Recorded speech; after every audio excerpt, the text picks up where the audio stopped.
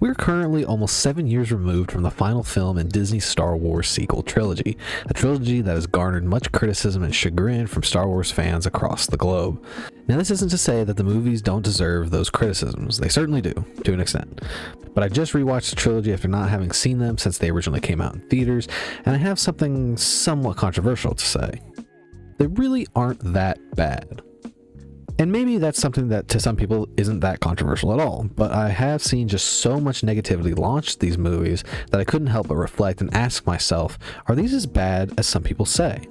It could be that I just went in with low expectations this time around, was pleasantly surprised on rewatch, but I enjoyed my time with the sequels this go around. Now, this isn't to say my opinion is right and anyone that hates these movies are invalid. This is just my opinion, and I wanted to hop on here and try to defend these films by pointing out what works about them and maybe even disputing what some people consider are negatives. This is my defense of the Star Wars sequel trilogy. Part 1: The Force Awakens. I think it's safe to say that Star Wars Episode 7, The Force Awakens, is the most universally liked film in the new trilogy. It's the least divisive anyway. However, in recent years, I've seen people go back and retroactively hate on this movie, saying it was never any good and that the rest of the sequels in the series are the way they are due to the poor setup of The Force Awakens. The latter half of that statement may be true, but we will get into that. I want to remind people that The Force Awakens was a very hyped up movie, and when people saw it, it most likely lived up to that hype. We got Han Solo and Chewie back, we got Leia back, and yes, we got Luke Skywalker back, albeit at the end of the movie. Yes, the movie was very nostalgia baity for the original trilogy, but at the time it made sense. The prequels were still viewed as bad movies, and the original trilogy was holier than thou. Which is what led to The Force Awakens basically retreading similar plot beats to A New Hope. This was one of the major points of contention when the film released. It's too similar to the first Star Wars movie, and I can see what they mean. Main character on a desert planet, droid carrying vital information for the rebellious group of the movie, a giant planet destroying weapon that can only be blown up through specific means, and of course, a masked dark side of the Force wielder that acts as the main antagonist of the movie. Yes, these plot points are similar to New Hope, but things are moved around just enough to create an engaging story. And let's not forget the cast of characters that make up this new band of heroes. Not only do we have returning faces, but we get Finn, a stormtrooper turned good guy, Rey, the scavenger with a lot of potential, and the most agreed upon best character in the whole trilogy, Kylo Ren, aka Ben Solo. These three hold this movie together and stand well on their own as new characters.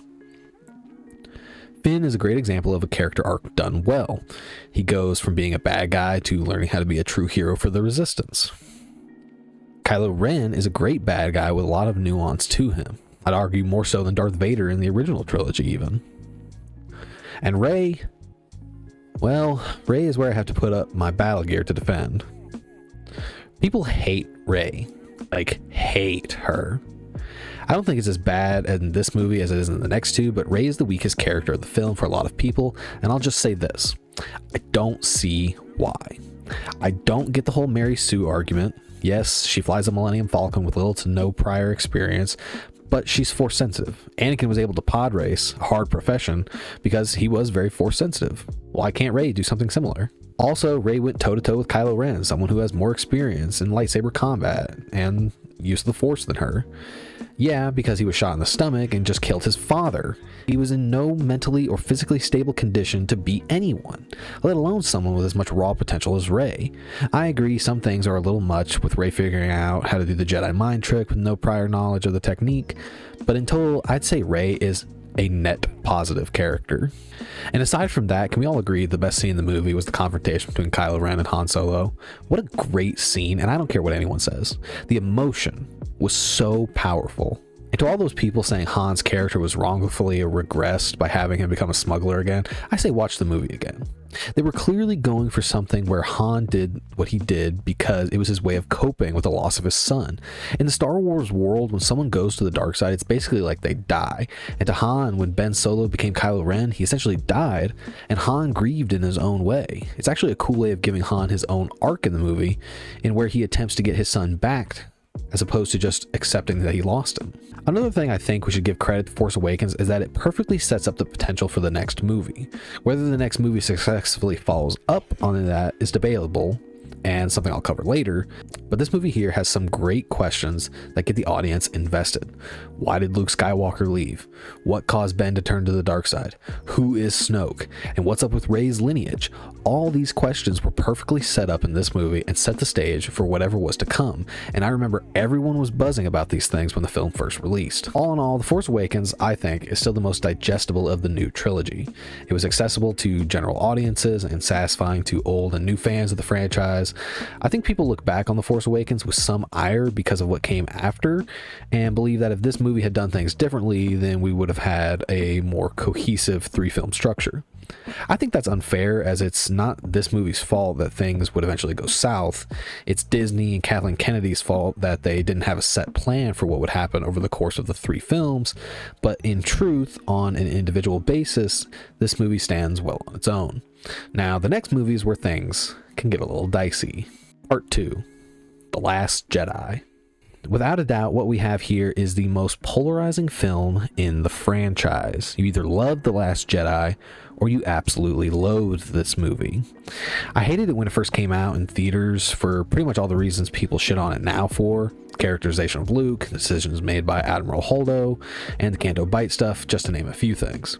I'm not going to sit here and pretend that The Last Jedi is infallible or without deserving of the criticism it receives. It certainly is a flawed movie, but it still has plenty of things that work for it, especially if you look at it from 2 distinct perspectives.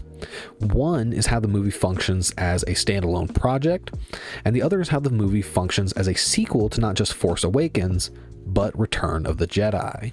With the former, the film works as a standalone project due to a few factors. One is the cinematography, which I think is probably the best out of any Star Wars movie. Each shot is beautifully crafted and engaging. The second is, while the movie answers or addresses many things set up in Force Awakens, it is not a retread of that movie, and in many ways is extremely self-contained, taking on new facets of the story that isn't explored in the other 2 films. I would dare say that you could cut this movie from the trilogy, and Force Awakens would still be able to bleed into Rise of Skywalker without missing much in terms of story. However, the caveat is that you would be missing a ton of character development, which this movie excels at furthering. Now, to the point, the movie also works as a sequel because of how it furthers its characters. Rey is developed, Kylo Ren is developed, Poe Dameron, who is barely a character in Force Awakens, is now a fully fledged player with his own arc. And of course, the most controversial character in the film, by far, is Luke Skywalker. He's too different, they say. He would never attempt to strike down a sleeping Ben Solo just because of some dreams he was having. How could a guy that saw the good in Darth Vader be compelled to think his nephew was too lost to the dark side? I, too, felt this way at one point. Even on my most recent rewatch, I couldn't get past how they portrayed Luke. But the more I thought about it, the more I realized that there is more nuance to what happened than I initially thought. Luke didn't try to kill Ben. He thought about killing Ben in a moment of weakness, afraid of what someone with his powers could and would eventually do. He acted on instinct, just like he did in Return of the Jedi when Vader threatened his sister. But he ultimately fought against the pull of the dark side and made the right choice. This movie is all about how Luke initially made the wrong choice by acting on his instinct for even a second and failing Ben, who would use Luke's folly to catapult himself to the dark side. Failure and redemption is a central theme to the story, making it thematically stronger than either of its 2 sister films. You may not like how it explores those themes, but you cannot deny the movie takes risks and tries something different. Which I think is a sentiment that we can apply to so many aspects of this movie. It takes risks and subverts expectations. It takes things set up in Force Awakens and turns them on their head. Who are Rey's parents? They're nobodies. Who is Supreme Leader Snoke? That doesn't matter either. What happened to make Ben Solo become Kylo Ren? It was his master's fault. How did Maz end up with Luke's original lightsaber? Okay, they never actually answer that question, but still. The point stands that The Last Jedi wanted to do something different, and they succeeded in giving us a Star Wars movie unlike any we've seen before, and they do so very well. As its own movie, I think I'll end up coming back to The Last Jedi the most. It's not as safe as Force Awakens, and it's not as confused as Rise of Skywalker, which leads me to Part 3, Rise of Skywalker. This is without a doubt the most hated movie in the sequel trilogy, quite possibly the most hated Star Wars movie, period.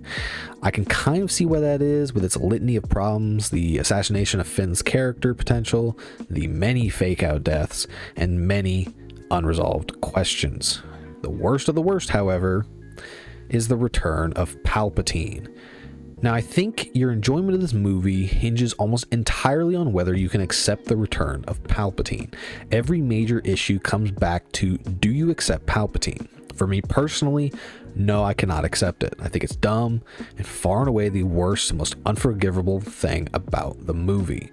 Yes, there are other dumb things in the movie that are hard to defend, but I'm still going to try and squeeze something of value from this train wreck. Once again, the visuals are stunning. The whole sequel trilogy has the benefit of being made in an era where most special effects look good with big budget movies, and this film is no exception. Despite my hatred of the reintroduction of the character, any scene with Palpatine looks great. The fight on the destroyed Death Star looks great, and I really love the visualization of the Force connection between Rey and Kylo. I also love the deep character connection between Rey and Kylo Ren / Ben Solo. It's something I didn't touch on in Last Jedi, as it was very strong there, but it carries over into this movie. I never bought the romantic portion of their relationship, it just didn't click for me, but I really enjoyed their deep bond they shared. Speaking of Kylo Ren, I loved his redemption arc back into Ben Solo. That scene between himself and the memory of his father is the best scene in the movie. Oh man, and the callback to the line delivered in Force Awakens is such a good moment, especially now that Ben does the right thing this go round. The final climactic battle is good, even if I think it has some dumb moments. I think every one of the main characters gets a moment to shine, and I like that. I also like the conclusion of Rey's arc. She went from wanting to find acceptance and family in The Force Awakens, looking to people like Han Solo for validation, then looking for it in Luke in Last Jedi, to then learning that her only living family is the literal Antichrist in this movie, and deciding that it's not her lineage that defines her, and she can take solace in the family she found rather than the one she came from. It's truly satisfying. The action is still good. Choreography isn't Revenge of the Sith quality or anything like that, but there are still good moments. I think this movie is a good example of a summer blockbuster film. It's a good time if you can just shut your brain off and appreciate it for what it is rather than what you wanted it to be. Which is something I think people don't give Rise of Skywalker enough credit for.